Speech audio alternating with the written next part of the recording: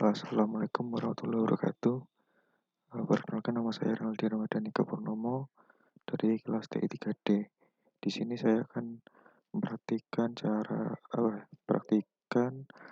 bagaimana cara untuk memvisualisasikan data di pemrograman Python. Untuk yang pertama itu kita menggunakan pie chart. Jadi untuk yang pertama di sini kemarin saya sudah mengerjakan solusinya. Jadi di sini saya akan menjelaskan beberapa kode dari pemrograman ini. Yang pertama itu kita harus mengimport matplotlib untuk membuat plotnya ya. Jadi matplotlib ini library untuk membuat beberapa grafik seperti pie chart, bar chart, dan lain-lain. Lalu kita definisikan untuk beberapa data. Di sini ada flavor, foods, color, sama explode ya. Lalu kita akan membuat sebuah chartnya. Untuk parameter pie chart itu ada, pertama itu datanya itu foods, yang kedua yaitu labelnya flavor. Nah, jika dijalankan akan seperti ini. Untuk menjalankannya menggunakan plt.show. Jadi ada perintah .show ini. Lalu yang kedua kita akan memberikan persentase pada setiap data yang ada di pie chart. Untuk itu di parameter ketiga kita menambahkan auto picture ini ya. Auto opacity ya, sama dengan 1,1% untuk membuat persentase pada data yang ini. Lalu pada parameter keempat ada colors. Jadi colors ini kita ambil dari sini ya, warna-warna ini. Jadi colors ini akan menyesuaikan dengan indeks yang ada di flavor. Nah, untuk yang selanjutnya itu ada tambahan lagi parameter yaitu explode. Explode di sini digunakan untuk mengambil salah satu data. Untuk mengambilnya kita menggunakan 0,1 di sini ya. Untuk data minggu. Kan minggu ada di indeks ke 1, 2, 3, 4. Nah, di explode sendiri ada 1, 2, 3, 4. Nah, di indeks keempat kita ambil datanya. Jadi waktu dijalankan atau ditampilkan akan seperti ini. Nah, untuk selanjutnya kita akan praktikan untuk yang bar chart. Oke, untuk langkah pertama itu kita harus mengimport beberapa library seperti NumPy dan Pandas. Untuk NumPy di sini biasanya digunakan untuk perhitungan ya. Lalu kita definisikan untuk variabel countries berisi tentang data-data beberapa negara. Di sini ada 14 negara kalau nggak salah. Lalu ada population setiap negaranya. Jadi sesuai dengan indeksnya ya. Indeks pertama itu ada indeks ke-0 itu ada Argentina dengan populasi ini. Indeks pertama ada Bolivia dan populasi ini. Jadi jumlah data country sama population harus sama. Lalu kita di sini mendefinisikan untuk export-nya. Export sendiri berisi panjang dari array ini ya, panjang dari berapa banyak data. Di sini menggunakan np dan range, lalu len dengan parameter countries. Len-nya ini panjang mengambil dari variabel dari array countries. Countries-nya ada 15 ya. Habis itu kita masukkan ke bar chart-nya menggunakan plt.bar. Parameter pertama itu panjang dari datanya, lalu parameter kedua yaitu datanya sendiri atau population. Lalu ditampilkan dengan plt.show, hampir sama ya untuk menampilkannya. plt.show. Nah, hasilnya akan seperti ini. Untuk langkah selanjutnya di sini sama ya, untuk exportnya itu ngambil panjang panjang ininya, panjang arraynya. Lalu di sini ada tambahan lagi untuk parameternya, itu di parameter ketiga ada tick label. Tick label ini kita akan memberikan label di setiap bar yang ada di sini. Jadi setiap data akan diberikan label sesuai dengan countries-nya ini. Nah, untuk plt.xdict-nya ini digunakan rotation 90. Jadi tulisannya akan berubah atau ke rotate ke 90 derajat seperti itu. Lalu di sini ada Y label akan muncul di sini ya sebagai apa namanya penanda yang di bagian kiri ini data data apa. Lalu ada plt.title di sini memberikan judul untuk barnya ini. Lalu waktu ditampilkan akan seperti ini. Nah, di sini ada tick labelnya dengan countries tadi, dan sini ada Y label sama title di sini. Nah, untuk selanjutnya kita juga bisa di sini ya mengambil salah satu data yaitu Kolombia di sini dan terlihat di sini datanya urut ya dari yang terkecil sampai terbesar. Jadi untuk caranya itu yang pertama kita masukkan ke data frame ya. Ke data frame untuk data countries dan population. Setelah masuk ke data frame nanti akan berbentuk seperti tabel ya. Jadi waktu ditampilkan mungkin akan seperti ini ya bentuknya. Nah, seperti tabel ini dan di sini ada indeks-indeksnya. Oke. Untuk selanjutnya di sini ada df.source value. Source value ini mengurutkan datanya dari yang terkecil sampai terbesar by population dari populationnya. Lalu Xcode ini sama mengambil panjang array-nya tadi, panjang datanya. Lalu ada colors. Di sini colors akan diwarnai biru ya di sini untuk semua datanya. Sedangkan untuk colors yang di indeks -2 di sini ya, kurang 2 sini akan diwarnai merah. Lalu di sini kita masukkan ke bar chartnya. Ada panjangnya, lalu ada datanya, ada labelnya, sama ada colors. Sama ya, seperti tadi. Waktu di lt.show akan tampil seperti ini. Nah, untuk selanjutnya itu ada line graph atau diagram garis ya. Jadi untuk yang pertama kita definisikan untuk beberapa data. Di sini ada temperatur, lalu ada hour. Untuk menggunakan untuk menggunakan diagram garis kita bisa menggunakan plot ini ya, plt.plot dengan parameter ini ada hour sama ada temperatur waktu ditampilkan akan seperti ini.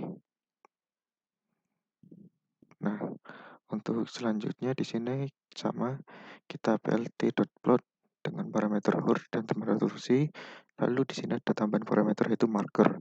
Jadi setiap titik perubahan itu akan ditandai dengan tanda X ini ya. Jadi di sini ada title sama seperti tadi, Y label, X label itu yang di bawah ya. Lalu di plt.show akan seperti ini. Jadi ada setiap titik perubahan di sini akan ditandai dengan tanda X. Nah, untuk selanjutnya yaitu kita akan buat ini ya, scatter plot. Nah, untuk membuat scatter plot sendiri, bentar.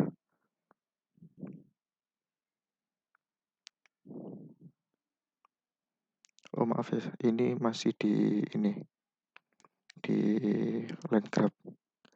Untuk yang selanjutnya itu ada ini ya, kita tambahkan untuk plot baru. Di belakangnya ada hour, temperatur, prediksi, sama line style. Jadi di sini ada data baru dengan temperatur prediksi. Jadi kita bisa membandingkan antara aktual sama prediksinya.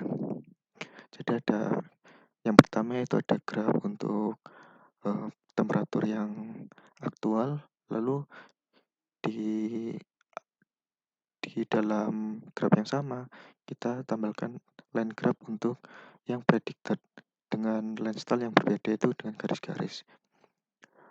Untuk detailnya sama, Y label sama X label sama. Jadi akan tampil seperti ini. Ini perbandingan untuk data yang predicted sama aktual. Jadi di sini sepertinya ada peningkatan ya untuk di predicted-nya, lalu ini sama dan ada penurunan di sini ya dari yang aktual.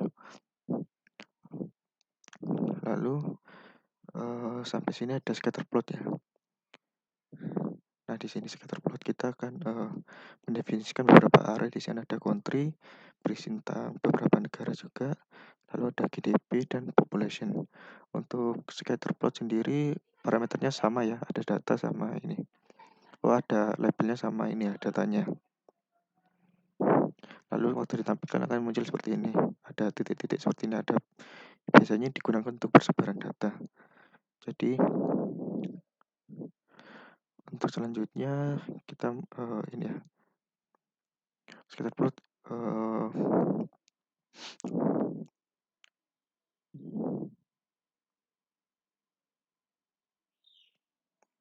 Oke, jadi untuk yang selanjutnya kita sama ya seperti perbandingan tadi ya.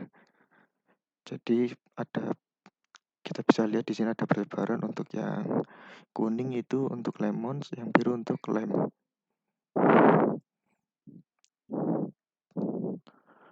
Nah, untuk selanjutnya uh, akan menjelaskan tentang tugas latihan yang ada di sini. Untuk yang pertama itu kita memiliki daftar harga Bitcoin yang dicatat setiap akhir minggu dari minggu di 2018 dan 2019.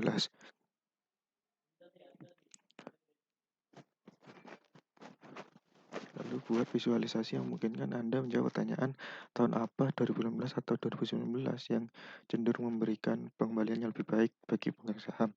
Jadi di sini kita disuruh membandingkan antara tahun 2018 atau 2019 pengembalian yang baik bagi pemenang Bitcoinnya. Jadi di sini ada array berisi price-nya. Nah, price ini ada waktu saya lihat itu ada 104 data ya. Sedangkan 1 tahun itu ada 52 pekan di sini. Jadi price ini harus dibagi dua dulu karena di sini price ada tahun 2018 dan 2019-nya digabung dalam satu array sini. Jadi kita akan memisahkannya terlebih dahulu. Untuk memisahkannya sendiri menggunakan np.array split price kita bagi dua seperti itu. Lalu setelah kita bagi dua, kita definisikan untuk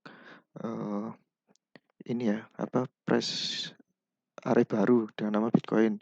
Jadi Bitcoin ini nanti akan menyimpan price yang terbaru. Jadi ada di maksudnya Bitcoin. Jadi kayak price itu ini kan dibagi dua price-nya kan. Lah, setiap tahun 2018 akan dimasukkan ke indeks yang ke-0, tahun 2019 akan dimasukkan ke indeks yang pertama. Jadi seperti itu. Untuk memasukkannya itu dengan cara seperti ini. Kita lakukan perulangan, lalu kita masukkan untuk bitcoin.insert. Ini indeksnya, untuk parameter pertama itu indeksnya, lalu kita ambil area yang pertama tadi. Yang area pertama di sini ada 14.000 ini ya, sampai kalau nggak salah di sini. Di sini sudah 52 data, sedangkan sisanya itu tahun 2019. Nah, untuk mengeceknya sendiri kita bisa menggunakan ini ya. Untuk list price tahun 2019 menggunakan print Bitcoin dengan indeks yang ke-0, dan untuk yang tahun 2019 kita Bitcoin untuk indeks yang pertama. Jadi hasilnya akan seperti ini. Ada dua array. Untuk selanjutnya kita akan membuat rata-ratanya ya. Jadi untuk membuat rata-rata tahun 2019 sama 2019 itu kita buat array baru dengan nama AVG sama dengan untuk indeks yang pertama itu kita jumlahkan semua data yang ini ya. Data array yang pertama ini tahun 2019 kita jumlahkan semua, lalu kita bagi 52. Nah, itu akan menghasilkan sebuah rata-rata yang untuk tahun 2019. Untuk yang indeks pertama juga sama. Jadi waktu kita print kita bisa melihat rata-rata untuk tahun 2019 dan 2019. Nah, ini untuk tahun 2018 ini rata-ratanya 7.000. Ini berapa ya? 7326.19999. Untuk yang tahun 2019 ini 7462.546153. Nah, seperti itu untuk rata-rata Bitcoin-nya. Lalu kita masukkan ke sebuah pie chart ya. Karena cuma dua data, jadi pie chart sangat sangat mudah dibaca. Jadi kita definisikan terlebih dahulu untuk labelnya itu year, tahun 2018 dan tahun 2019. Untuk colors-nya itu saya bedakan. Untuk tahun 2018 itu menggunakan orange, 2019 itu menggunakan merah. Lalu kita masukkan ke pie chart-nya dengan data. Ini rata-rata, lalu labelnya year, atau PJT ini untuk persentasenya, lalu colors-nya. Waktu ditampilkan akan seperti ini. Kita bisa lihat perbandingan tahun 2019 sama 2018. Perkembangan Bitcoin itu lebih tinggi pada tahun 2019. Jadi seperti itu. Untuk tugas yang kedua itu kita memiliki sekantong permen. Terdapat 5 jenis permen, masing-masing diberi nama di bawah ini. Buat diagram menunjukkan persentase peluang bahwa kita akan melakukan permen sneaker dari kantong jika mengambilnya secara acak. Jadi ini sebenarnya peluang ya. Untuk rumus peluang sendiri yaitu di sini saya sudah lihat di internet. Jadi misal di sini ada permen KitKat dengan total KitKatnya 52, lalu untuk melihat peluangnya kita bisa ambil 52 dibagi total dari candy cone-nya ini. Jadi total dari semua ini akan ketemu peluangnya. Jadi seperti itu untuk rumusnya. Jadi yang pertama kita jumlahkan terlebih dahulu untuk total candy-nya seluruhnya ini. Lah, total candy-nya ini ada 260. Lalu kita ambil masing-masing ini ya, masing-masing apa namanya? Masing-masing peluangnya di sini dengan cara candycon.change. Change ini indeksnya dari indeks ke 0 yaitu 52 dibagi ke 260, jadi hasilnya 0,2. Lalu indeks kedua ada 39 dibagi 260, 0,15. 78 dibagi 260, 0,3, dan seterusnya sampai array ke ini ya, indeks keempat. Nah, setelah kita mendapatkan hasilnya untuk peluangnya, ini saya perlihatkan ya menggunakan print untuk peluangnya ada 0,2, 0,15, 0,3, 0,05, dan 0,3. Lalu kita definisikan untuk colors-nya untuk masing-masing candy ini ada KitKat, Snickers, Milky Way, Toblerone, sama Twix. Kita definisikan untuk setiap color-nya. Lalu kita masukkan ke pie chart dengan data pertama yaitu ada candy cone, lalu ada labelnya yaitu candy name ini. Lalu ada auto PCT itu persentasenya, lalu ada color sama seperti ini ya, sama persis.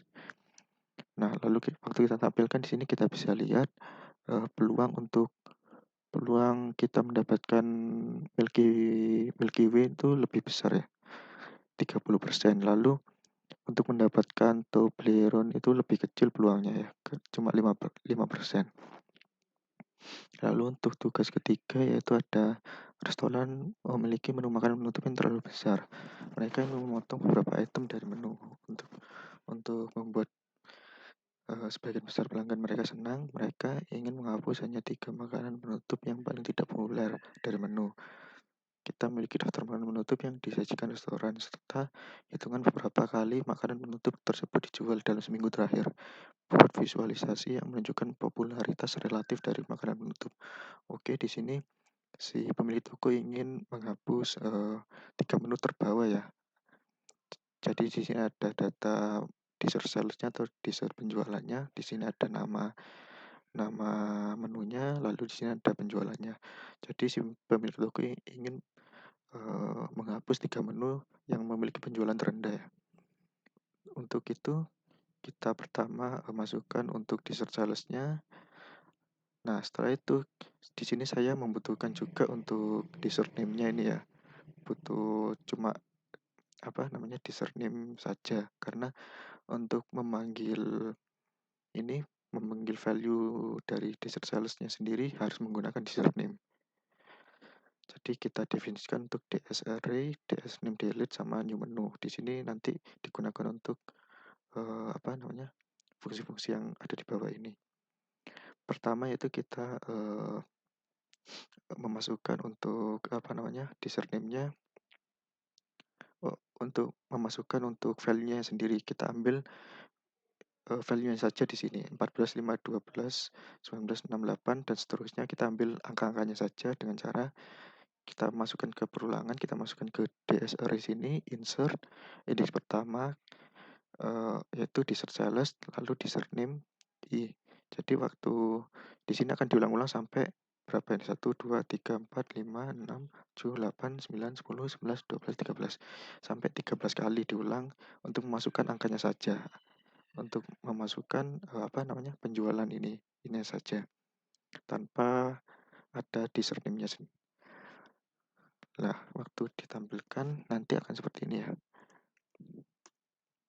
Print DS Oke, bentar. Nah, ini isinya hari ini cuma berisi area saja, yaitu 14, 5, 12, 19 cuma hanya berisi area saja. Lalu kita hapus lagi. Di sini saya menyortir ya, menyortir dari yang terkecil untuk value-nya tadi. Karena si pemilik toko ingin mengeluarkan tiga dessert dari menunya, jadi saya perlu untuk menyortir terlebih dahulu dari yang terkecil sampai yang terbesar untuk penjualannya. Di sini untuk menyortirnya sendiri saya menggunakan ini ya, fungsi sort ini. Jadi tinggal memanggil saja ds array tadi dot sort untuk menyortirnya. Nah, setelah ini tersortir, kita ini ya, menghapusnya. Untuk menghapusnya dari menu. Untuk cara menghapusnya kita definisikan terlebih dahulu untuk value menunya. Jadi value menu ini digunakan nanti untuk menu yang baru, untuk value menu yang baru yang sudah dihapus. Lalu di sini ada perulangan sama untuk panjangnya itu 13 juga sesuai dengan ini ya, dessert name-nya ini ya. Lalu kita masukkan value menu, insert indeks pertama yaitu dessert sales, dessert name. Kita masukkan ke menu yang baru ini. Untuk yang sudah terurut tadi ya, yang sudah tersortir. Nah, setelah itu kita harus menghapus 3 menu terbawah. Untuk menghapus 3 menu terbawah itu dengan menggunakan value menu, kita sortir dulu ya, terlebih dahulu kita sortir dari yang sama seperti ini, kita sortir. Nah, itu setelah disortir kan yang paling atas itu indeks ke 0, 1, 2 itu kan memiliki value penjualan yang paling rendah kan. Nah, untuk menghapusnya itu kita bisa menggunakan pop di sini. Pop lalu 0 ini ada indeksnya. Jadi yang indeks ke 0 sudah dihapus, maka yang indeks pertama itu akan berganti ke indeks ke 0 dan indeks kedua akan berganti ke indeks ke 1. Seperti itu. Jadi di sini akan menghapus indeks ke 0 sampai 3 kali ya. Jadi waktu ditampilkan nanti hasilnya seperti ini. Value menu. Nah, di sini 8, 9, 9, 10, 12, 12, 13. Di sini kan yang terendah kan ada 5, 2 sama 6 ya. 2, 5, 6. Di sini untuk 2, 5, 6 sudah tidak ada, langsung 8, 9, 9, 10, 12 dan selanjutnya. Jadi 3 menu terbawah sudah dihapus ya. Itu cuma menghapus value-nya saja ya. Lalu untuk menghapus menghapus dessert sales-nya sendiri, kita bisa masuk ke sini ya, ke perulangan yang ini, kita hapus 3 makanan terbawah dari menu.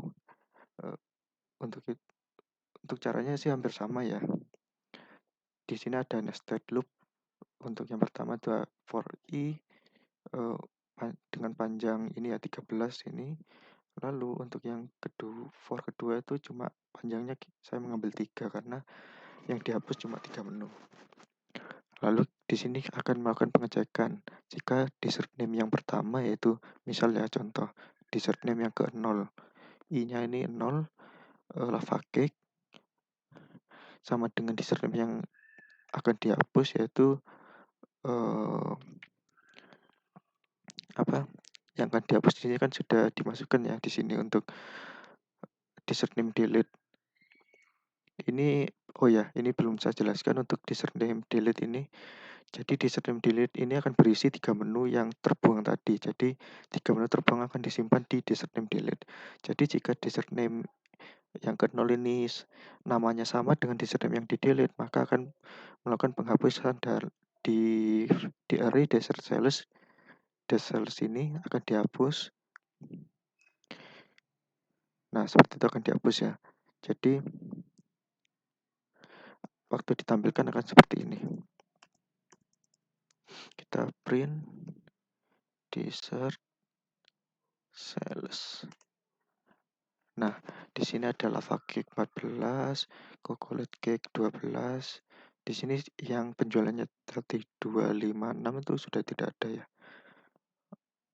Oke, 256 sudah tidak ada. Nah, setelah dihapus dari array yang desert sales, kita di sini untuk selanjutnya kita masukkan untuk ini ya. Array ini kita modifikasi kembali karena kan ini tadi kan masih 13 data ya.